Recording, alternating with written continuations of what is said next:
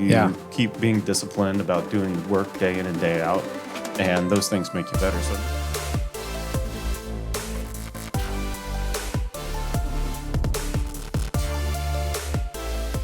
All right, welcome to the Menlo Experience. I'm your host, Brad Sant, with Kyle Bach here, and we're kicking the new year off with a brand new studio.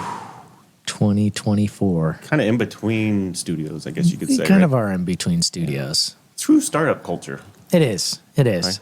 This is the cleanest I've ever seen your conference room desk. That's what it comes down to. I didn't even have to clean it either. That's great. Yeah. We got to figure this out more. Shout out to Jessica. There you go. All right. So it's the new year, and we got some new gear, new studio, and a lot of things going on. But I think the topic of our town, at least right now, is big week in Kansas City with the Super Bowl coming up. Oh, I thought you were talking about K-State beating KU, but we were changing the subject. We'll go to the Super Bowl straight away. Yep. It's an exciting time to be a Chiefs fan. Yep. I appreciate all of the videos all about 13 and all the different ways we can get Taylor Swifties involved here. So she's going to make the flight back, from what I understand. Yeah, she sold one of her planes. I guess because it wasn't tall enough for Travis to stand up in, and Wow. But Chiefs are in a Super Bowl. How many people thought they were going to be here at this time of year? No one. Nobody.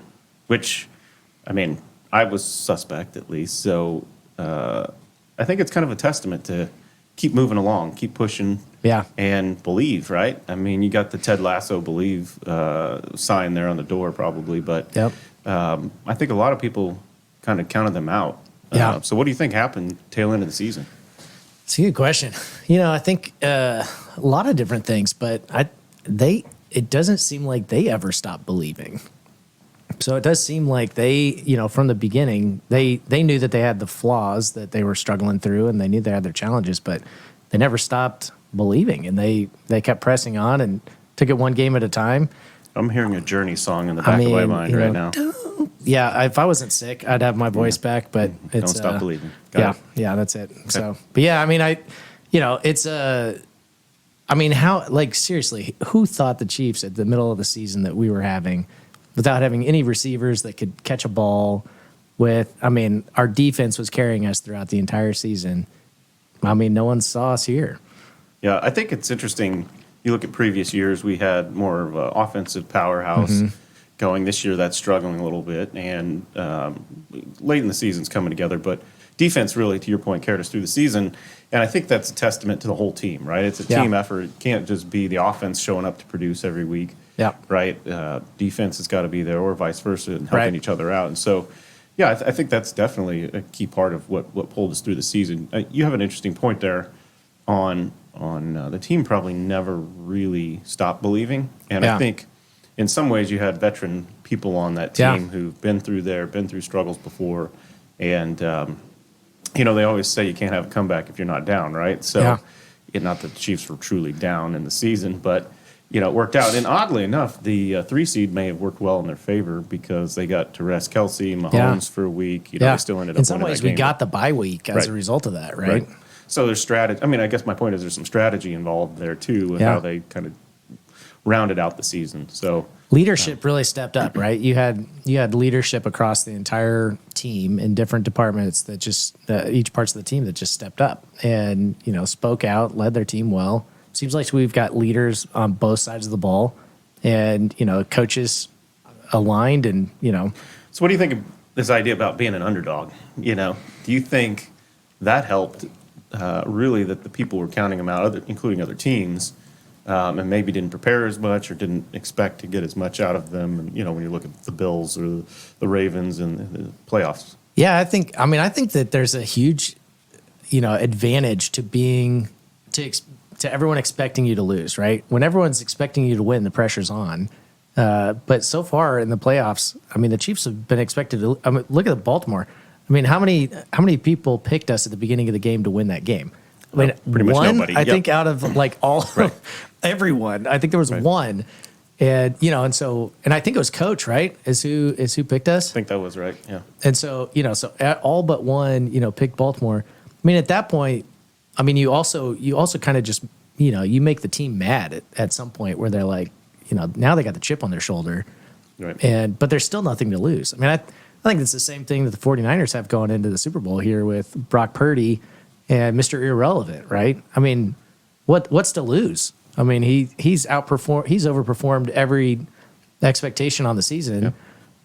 I mean, that's amazing. Yeah, I think ultimately it's the competitors at the end of the day, right? So, I think this is an interesting tie to as we're trying to continue to improve the business, continue to elevate our game here. There's some messaging here with even when it seems tough or even when it seems like you're not going to pull through or whatever, you keep going. You keep being disciplined about doing the work day in and day out, and those things make you better. So I'm just curious, what parallels do you tie that to some of the things we're going through in the company and really elevating our game? Because I'd say as we kick off this new year, we've got some really, really great momentum moving and big things going. Yeah, I just spent some time talking with our help desk, and we were talking through just our mission and vision and where we're headed. And one of the things that we talked about in there was, just this idea of, do you like the challenge, right? Do you like when things step up and the pressure steps up and the expectations rise? We were talking about, I was talking with them and said, I don't know anyone who has radically changed their professional or personal lives in a 40-hour work week. I just don't know anyone that's done that. For me, when I was talking with them about when I got my master's degree, and I was going to class 2 evenings a week, and I was studying on Saturday mornings, sitting at Panera they had the cheapest cup of coffee with bottomless, refills, right? And I was sitting there on Saturday mornings, and my wife and I disagree on what time I started there. I say probably 3 o'clock in the morning. I mean, you're obviously right. So. Clearly. Yeah. And, but she says it's closer to 7 or 8. But, I spent time Saturday mornings, and that was my normal pattern throughout all of, grad school. But I had 2 kids, and I was working a full-time job. And so I was taking classes in the evening, taking classes over the summers, and that was for me what I needed to do in order to get through that season. It's a season of that. But, this idea of, do you like the challenge? I mean, or do you just throw in the towel? Do you take the victim mentality, or do you take the opportunity to step up to another level? And I think for us as a business, that's where we're at. There's a lot of momentum. The bar's raising. And I would say it's raised already, but it's continuously raising as well, right? Yeah. And so for us, does that get you excited, or does that cause you stress and anxiety? And it for the people that gets excited, this is going to be a lot of fun. It's an exciting time to be around, but for some people, that's really, really stressful, and that's okay. And that's okay. Just yeah, maybe not the right fit. Yeah. Fit here. Yeah. Yeah. Yeah. I saw something I was reading the other day, and it's talking about if you want to be average, do what everybody else does. But if you want to be extraordinary, you have to do extraordinary things. Yeah. You can't just expect to do the same things that everybody else is doing and all of a sudden be extraordinary. And we have our clear sights on what we're after. I know I certainly do, and what I'm pushing for, both in personal and kind of the business. But we can't do the average things. We can't just show up for the 40-hour work week and not try to improve ourselves. We won't get anywhere unique or different with that. So I think, to your point, we've got great momentum. The bar, I think, has been raised, but we're not going to rest on laurels, and we're going to keep pushing that bar up. Yeah. And really, to your point, if you love that sort of thing, this is the place to work, because we're going to continue to push the envelope, continue to be in the Super Bowl and AFC Championship every year that we can, and nothing less is acceptable. And I think it's kind of interesting if you tie this back to the Chiefs and you look at this community and a Chiefs fan now. Unfortunately, the last 6 years, the expectation is we're in the AFC Championship every year. Yeah, I tell my kids all the time, they're totally spoiled now because they just grew up thinking like, oh, yeah, the Chiefs win every single year, and they're always in the Super Bowl, and they. I think they went 21 years without a playoff game win. And now here you are, 6 AFC championships. Yeah. Obviously, back for another Super Bowl appearance, maybe back-to-back wins. That totally changes the bar. And so if you're a Kansas City fan or the Patriots fans in 2010 era, it's a totally different perspective. And so, also a good reminder that it's hard to get there. It's hard to build that type of consistency to maintain that level, but it also it can be lost so quickly, and so it is a culture change. And it's amazing when a team, or of any team, right? I mean, the The Patriots did this for a long time, right? Yep. And we all hated the Patriots. Now the Chiefs are starting to be the team that people start hating, right? But when they build that type of at least the beginning of, a dynasty or that type of consistency of winning, right? Or at least being in the game, that's a hard thing to build and maintain. And so I think for us, as we build and maintain that type of culture, just think through how do we maintain that over time? It's incredibly hard. I think that keeping those experienced leaders and the key individuals that have that is important, but also keeping that momentum and the drive, and the fire there at the end of the day. Because, pushing the envelope and all that, you can get wary, you can get tired, and it takes the team to pick everybody up and keep going and really have to believe when you're down and can't catch a ball in the middle of the season, you still have the potential to win the Super Bowl. So I think someone came to MVS. Did you see the video when they came to MVS at this was like the middle of the season when he dropped. It was after one of the games he dropped a major pass, and it was like the second game in a row he had some drops. But someone came to him and asked him about his like his challenges or his struggles and he just looked at him and just was like, I don't know what you're talking about. And it was interesting because now you look at it right at the end of the season where he had the game-winning catch, right, and to send us to the Super Bowl, and he's had 2 games in a row where he's had some great catches, and and really for him it was he didn't even see those misses.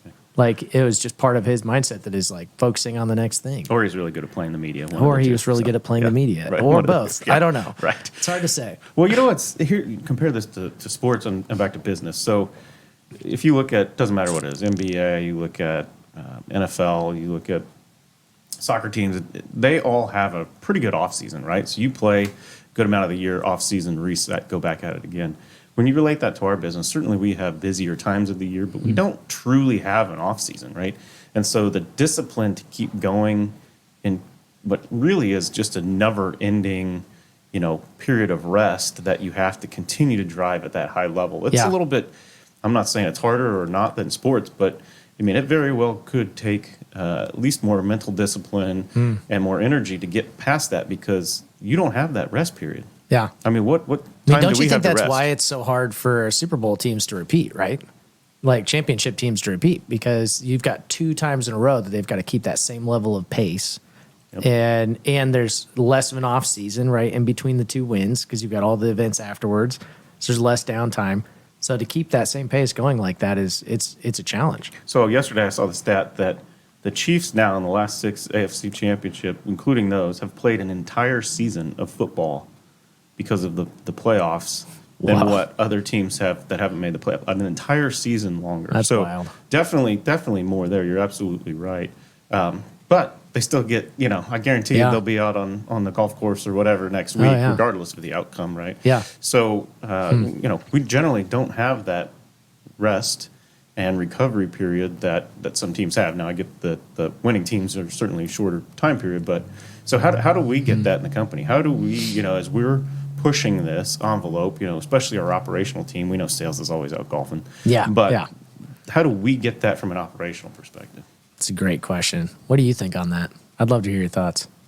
I think that, like I mentioned, at least in our business, we certainly have cycles during the year that are busier than others, right? And so those are the super intense training periods or really playoffs, I guess, if you would say that for us. So I think some of it gets to be when times are slower. There's a good amount to kind of reset during that period. I guess at least some slower activities to kind of recover. Yeah. I think it's important to push our staff to use their vacation days. I think take your vacation, really step away from work. That's hard if you have kids or families or whatever. But, I think we as leaders need to truly push our teams to take that time off and get some breaks in there. I think some of this comes back too. I totally agree with that. I was just talking about planning a summer vacation for this summer. We like going around the 4th of July because it kind of allows this vacation time that you've got, but around the holiday you get a little bit extra vacation, a little bit, or it feels like that anyways. I think one of the things that it allows us to focus, when you're looking at how do you maintain that consistency over time, maintain that throughout the year without any pauses. I think for me, a lot of it comes back to why are we doing what we're doing? It comes back to the mission. It comes back to the vision.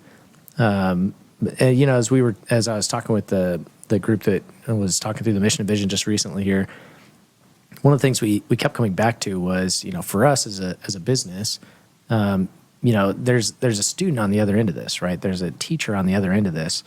And if we can keep that vision in front of us, it keeps that level of excellence and expectation that's constantly what we're impacted by, right? Like a phone call or a ticket or something like that, or an issue, right? An outage, anything. Every single thing that we're touching has to do with impacting a student, right? Even on the sales side or on the marketing side, everything for us comes back to this mission of impacting kids, right? And so, if it's on the sales side, it's impacting a kid at a school that we don't even know the name of yet, right? And if it's, our operations right now currently serving the schools that we serve, it's them. And for the businesses that we've yet to even start, right, it's still the mission behind those businesses. And I think that it's a little bit of the eye on the prize, that's what is the purpose? What is the mission? And how do we then use that vehicle even for greater mission and greater purpose, right? And even beyond the impact that we already are having. And so, you and I are talking about, just dreaming of different, ways that this can, impact even more and more people. And, and as we think about that, I think there is over time maintaining energy levels and things like that. It certainly comes down to mental tenacity and grit and things like that. And rest is certainly a component of that. And yet there's also this element of eye on the prize of why are we doing what we're doing? That gets me up and gets me excited about getting out of bed in the morning. Yep. And so, yeah, for you, what are those things? Well, I think this is where cultural alignment and having the right people really matters, because I want to do big freaking things, like big things, right? And obviously, the bigger that we become as an organization, the more people that we're going to impact, those students in the classroom, teachers that need support. And, we've already supported almost 250,000 students and teachers in an IT management capacity, which is really a pretty large number when you think about it. But wait, 250,000 people is a large number? Yeah, I'd say so. When you're talking about IT management and helping, how many NMSPs in the United States are supporting that many users? There can't be many, right? Yeah. Well, and then obviously we don't have that daily, in terms of management, but over our history and our time, and really learning on how to do that, that's a lot of users. But for people that are after doing those big things, Patrick Mahomes winning the Super Bowl, that's a rush, right? And you get that bug and you want to do it again. So that's a huge, huge push for me. Yeah. And having people aligned to that is important. Yeah, for sure. I think that's for me, seeing last week, there was one point where I know you and I were talking about this, and you made some comment about like, just give me the ball, but there's a level of, as you've seen alignment at, I think that have you felt like even just over the last few months, like just a different energy change, like even in the office, as far as like alignment on our vision and where we're headed and things like that? Oh, without a doubt. It's pushing me to even think bigger. That's when I feel that energy, now I start to feel like, and I always, kind of take this approach, but the sky's the limit, and my daughter always says, why say the sky's the limit when somebody's been on the moon? And I think that's a great quote. She's likes to have got something figured out. Those kids, they know everything. Wow.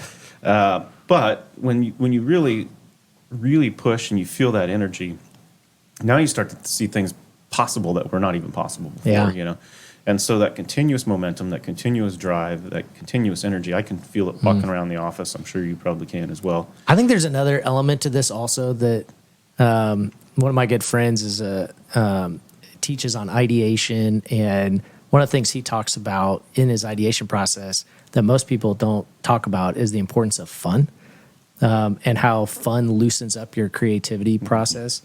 And so there is an element also of, I think that when you look at the Chiefs, right, they seem to just be having fun. And I think that's something that's really unique looking at their team and what allows them to get through bad times together, what allows them to kind of galvanize together in tough times. But they seem to, even through all the, listen to Patrick Mahomes mic'd up like moments against the Ravens, right? Like he's just having fun out there. Even when he gets like completely like just annihilated by some of the sacks and stuff like that. He's just having fun. And I think there's an element of one of our core values being, have fun. There is an element of, yes, we want to work hard. We want to achieve great things. But how do we do that in a way where we can also have fun? And we can also, have this be an environment where people want to be. And they're having a good time. And, whether it's going out and celebrating somebody's birthday, whether it's, pranking somebody for their birthday that may have happened a little bit ago. Tell me more about that. I don't really want to talk about it, but how old are you? Wait, I know. We don't need to talk about it. Yep. It was a milestone, and thank you for pranking me. You're welcome. I felt loved and hated at the same time. It was great. But I think those are, how do we have fun? I felt fun when I showed up. My whole office was packed, with balloons. That was great. And thank you for helping make that happen as well. And so this is, I think for bringing fun into it, there is an element of, I think we get better as we have fun in these things also. It's the same thing. It's the rest and recovery too. That fun gives you the boost and the extra energy you need or whatever. And I think when you look at competing, and I'm not sure all of our team really sees themselves out as competing against others, but we really are. We're competing over whether, a customer may be able to do it better themselves, whether we can do it better than our competitors. Which I think I've always said, I don't pay much attention to competitors because I believe you become a follower and we're leaders and we're going to set the market pace ourselves. But really having fun and being, getting into that competition and a little smack talk, goes a long way for having fun and jarring. But it also, you put it out there, then you have to own it, then you have to deliver on it too. So I think that, at least for me, I'm super, super competitive, and I love that element, and whether it's against teams, from a fun kind of internal competition, whether it's outwardly, it's celebrating those goals, right? Yeah. And sometimes we're in competition with ourselves. We want to raise the bar and make that goal even higher. Yeah. And, we compete to get there every day. So Yeah. I don't think a lot of people really come to work thinking that that's what they're doing, but that's, a lot of ways what we're after. And as you were kind of talking about that, I was sitting here thinking we weren't doing bad to begin with. Right. And we were actually doing pretty good and a leader. But I think our own internal drive is that we want to be really damn good. Right. And it's not about what anybody else is doing. It's everybody in this organization having that high pride, the push, the idea that we're going to be the best. And we don't care what everybody else is doing. We are going to be chasing our own expectations. Well, good is the enemy of the best, right? And that's, I think, one of the things that we, as we've talked about the book Necessary Endings that we're reading as a team, I mean, one of the realities is, if you hold on to being good all the time, you're never going to get great, right? The average comment that you made earlier, if we're all, good, part of the challenge is when you're striving for greatness, it's a whole nother level. It's a whole different set of expectations. And I think that's where we were at was good. Yep. But where you and I both want to go is great, and we don't want to settle for good. Right. And I think that's a big shift culturally. And I think we're in the middle of asking our entire team, do you want to be good or do you want to be great? And as we get that alignment, then as an entire company of individuals that want to be great together, I think that's where the Chiefs are at. Yep. And that's where where we want to go.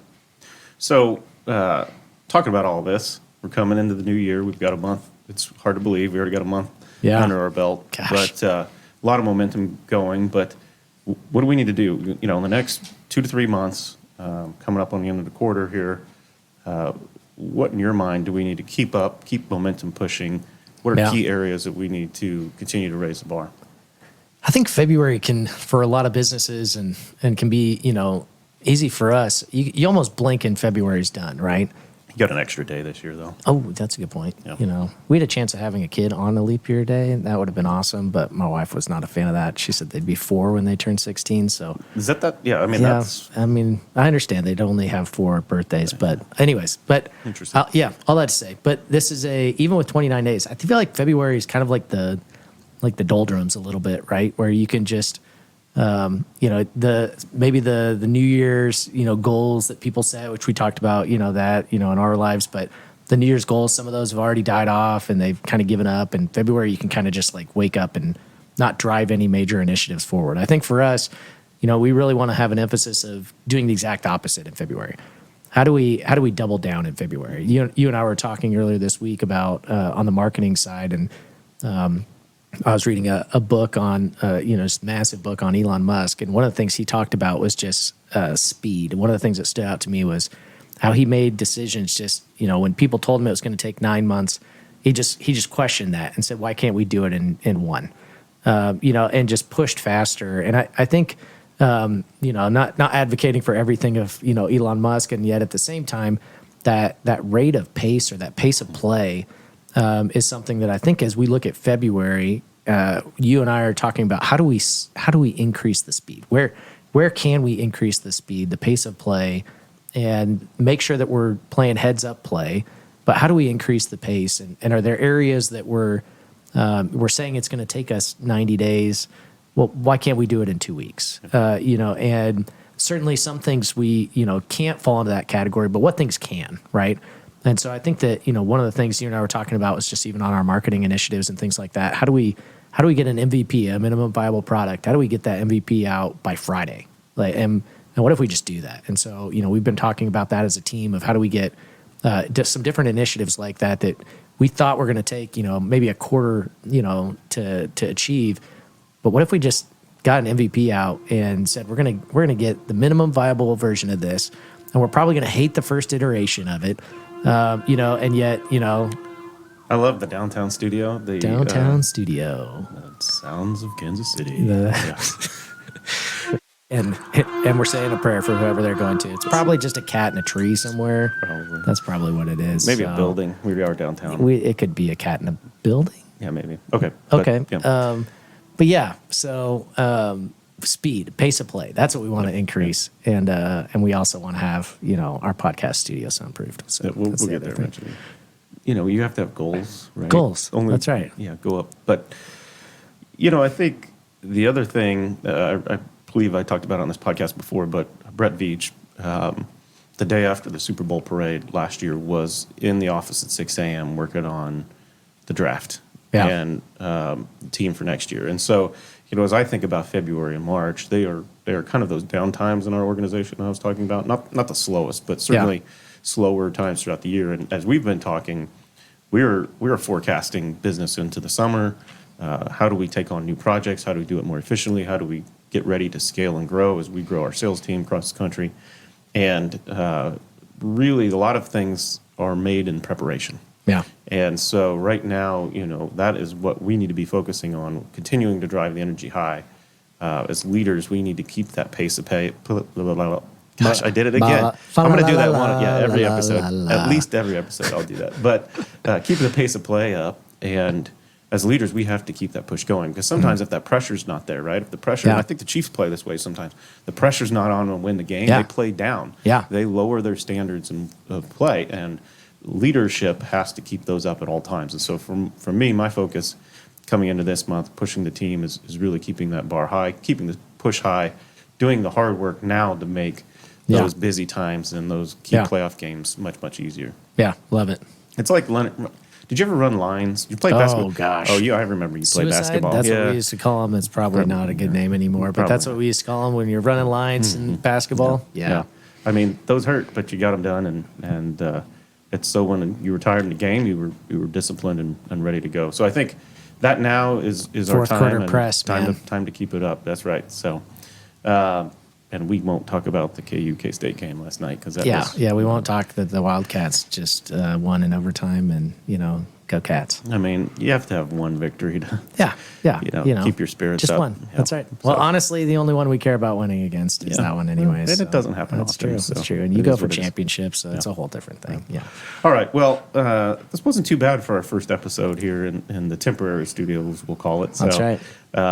For now, I'm your host, Kyle Block, and this has been the Menlo Experience.